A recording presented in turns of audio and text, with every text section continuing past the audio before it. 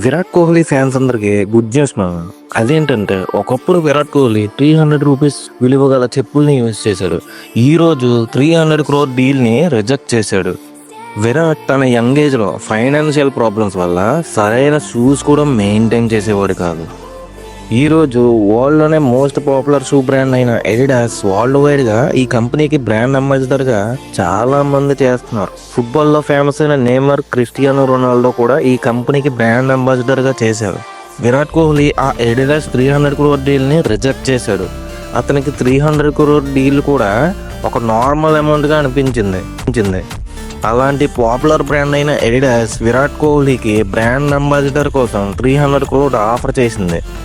300 crore డీల్ని okay చేస్తే కనుక అడ్వర్టైజ్మెంట్లో మాత్రమే కనిపిస్తాడు. అదే రిజెక్ట్ చేస్తే హిస్టరీలో కనిపిస్తాడు. ఈ ఇన్ఫర్మేషన్ని మీ ఫ్రెండ్స్ అండ్ ఫ్యామిలీ అందరికీ షేర్ చేయండి.